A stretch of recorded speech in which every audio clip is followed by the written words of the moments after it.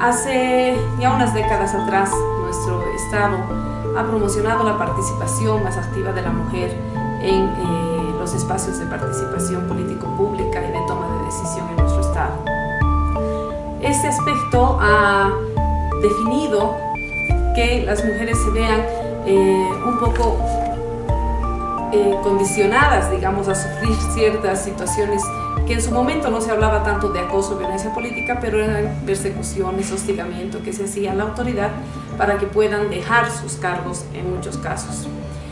En este ámbito, el año 2012, la concejala Juana Quispe, que ha sido un caso emblemático que ha dado origen a la aprobación de la Ley 243, era una concejala joven de un municipio de Ancoraymes, quien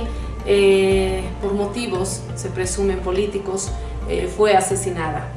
Dicho caso se viene investigando en instancias penales y se viene tramitando en base a esta Ley 243 para sancionar efectivamente a los actores de este hecho. Esta situación ha movilizado a organizaciones de la sociedad civil y organizaciones de defensa de los derechos humanos para exigir al Estado la implementación y aprobación de una ley que defienda justamente a las mujeres en el ejercicio de sus funciones político-públicas. Y el año 2012, el 28 de mayo, el Estado aprueba la Ley 243, que tiene como objetivo principal el establecer mecanismos de prevención, de atención y de sanción contra cualquier acto individual o colectivo de acoso y violencia política contra las mujeres, con la finalidad de resguardar y proteger los derechos a la participación política. Entre las definiciones que establece la Ley 243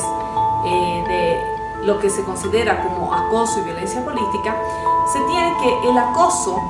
son todos los actos o conjunto de actos de presión, de persecución, de hostigamiento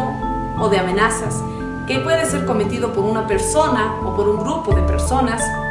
directamente o a través de terceros, porque también en la práctica se ha visto últimamente que esta presión y hostigamiento se está dando a través de organizaciones sociales, autoridades originarias, los suplentes de las autoridades, etcétera, que ejercen este tipo de actos con la finalidad de limitar el ejercicio de la participación política de las mujeres o acortar o suspender el mismo. Asimismo, la Ley 243 define la conducta de violencia política como aquellas conductas o agresiones, ya estamos hablando de agresiones, que puedan ser físicas, psicológicas, sexuales, que también sean cometidas por una persona o grupo de personas con la misma finalidad, que es el de acortar o suspender o limitar el ejercicio de las mujeres a la participación política o a sus cargos. La Ley 243, en el artículo 8, señala 17 actos de acoso y violencia política. Por ejemplo, entre algunos de ellos voy a señalar los estereotipos de género, que a las mujeres, por ejemplo, y se acostumbraba mucho en los consejos municipales, se les designaba acciones o labores que se consideraban típicas para las mujeres, como que atiendan el servicio del té, etcétera, que no van con el ejercicio de sus funciones políticas, aspecto que ya se ha ido superando. La limitación también en el ejercicio, la restricción en el uso de la palabra. Muchas concejalas refieren que tenían que luchar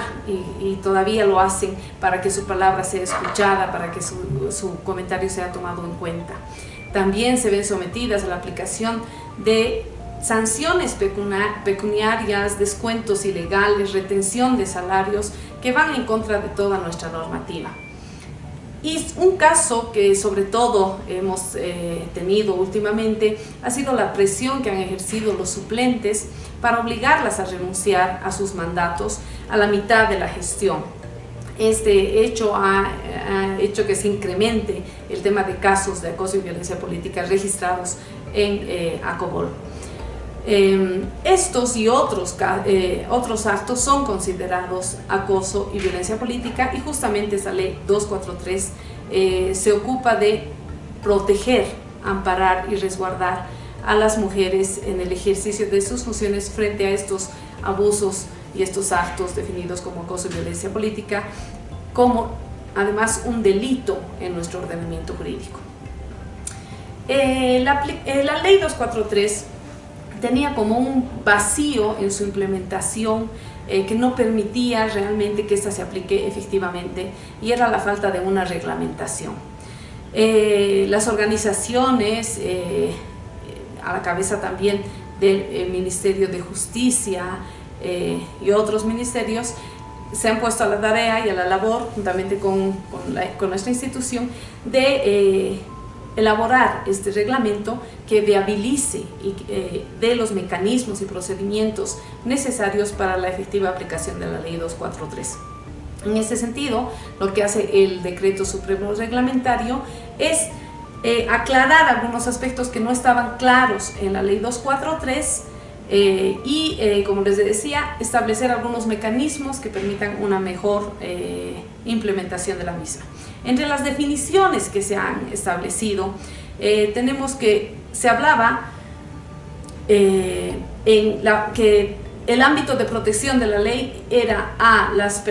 mujeres que ejercen funciones político-públicas, a las candidatas, a las mujeres electas, a las mujeres designadas, pero no se sabía con precisión qué significaba o qué abarcaba, digamos, estos términos. Entonces, el Decreto Supremo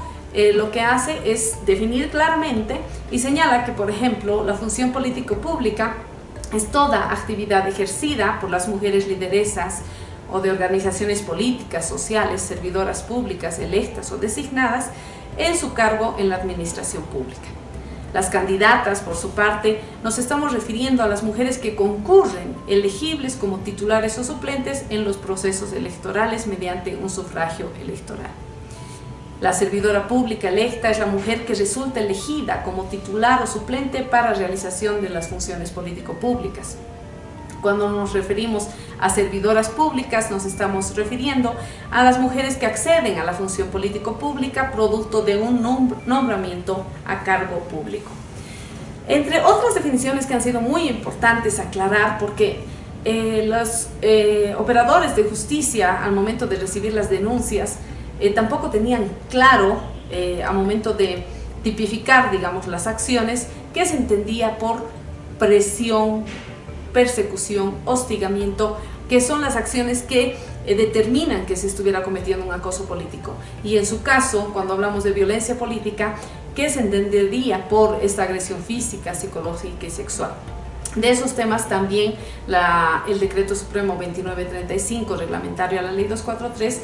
hace una aclaración y precisión de estos términos, indicando,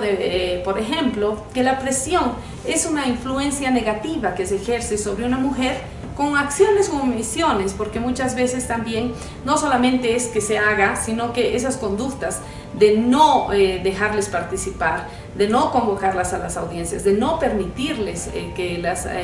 mujeres participen de cursos de capacitación, etcétera, es también un tema de acoso político. Las persecuciones, que son seguimientos constantes y continuos para que una mujer actúe o deje de hacer algo de acuerdo a sus funciones, y que tiene por fin justamente limitar o impedir el ejercicio de sus funciones político-públicas. El hostigamiento, que debemos entender como aquellas acciones o ataques continuos o recurrentes que se hacen a nuestras autoridades mujeres, justamente con esa finalidad también de limitarles en el ejercicio de su mandato. En el tema de violencia hablamos ya de las agresiones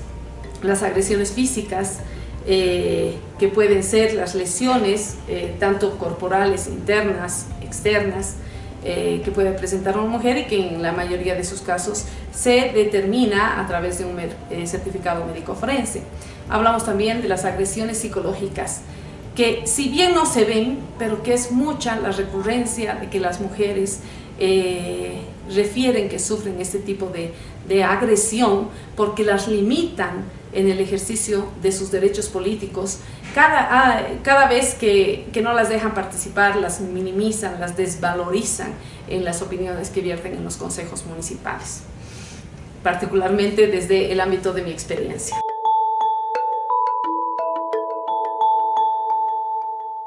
La ley 243 nos habla de 3 vías de protección. La vía administrativa, que es en las comisiones de ética de los órganos deliberativos, y que el Decreto Supremo establece un procedimiento marco en el artículo 12 y siguientes de cómo debe tramitarse en estas comisiones de ética los casos que se denuncien de acoso y violencia política. Esta vía establece 3 tipos de sanción,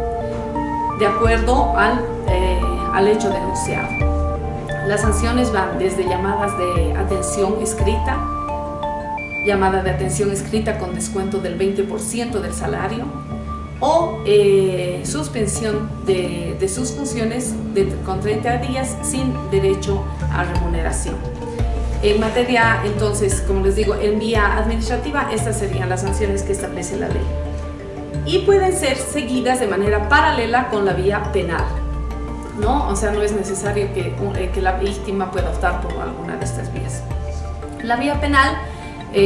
como bien sabemos, está establecida en nuestro Código Penal en el artículo 148 bis como acoso político y el artículo 148 ter como violencia política. Estas conductas están tipificadas como el acoso político, como la presión, persecución y hostigamiento contra una mujer electa, designada o en ejercicio de la función político-pública, como les había indicado anteriormente. La sanción que establece el Código Penal para este tipo de delito es de 2 a 5 años. Por su parte, también tipifica el artículo 148 a la violencia política como todos aquellos actos o agresiones físicas, psicológicas contra mujeres candidatas, electas o designadas en el ejercicio de sus funciones que tiene por fin el limitar, acortar o suspender el ejercicio de su mandato. La sanción que establece para este tipo penal es de 3 a 8 años, la misma que puede ser incrementada en algunos casos que establece la misma ley. Aclarar que los actos de acoso y violencia político no pueden ser conciliados, y así lo establece claramente el artículo 23 de la ley 243, que prohíbe la conciliación en temas de acoso y violencia política. En la vía constitucional, que es otra vía que establece la ley 243, se define de acuerdo a la resolución que emita el juez de garantías constitucionales, ¿no? Ya sea protegiendo o restableciendo el derecho que se ha visto vulnerado. Existen unas instancias de protección que se han establecido de manera clara en el Decreto Supremo Reglamentario a la Ley 243, en las que lideriza el Ministerio de Justicia como ente rector de la temática, el Ministerio de Gobierno, el Viceministerio de Autonomías, el órgano electoral plurinacional, el Ministerio Público, la Defensoría del Pueblo, la Policía Boliviana y organizaciones representativas de las autoridades electas nacionales, como son ACOBOL y actualmente AMATBOL también. El Decreto Supremo 2935 establece de manera clara el mecanismo de prevención y atención inmediata para las víctimas de acoso y violencia política cuando haya una situación de peligro inminente en la vida o la integridad de nuestras autoridades mujeres.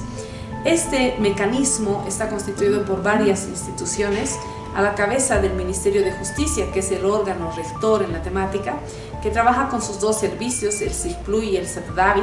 También tenemos al Ministerio de Gobierno con la Policía Boliviana, el Viceministerio de Autonomía, el órgano electoral plurinacional, el Ministerio Público, la Defensoría del Pueblo y las instituciones representativas de autoridades electas a nivel nacional, como el caso de ACOBOL y AMATBOL. Como consideraciones finales,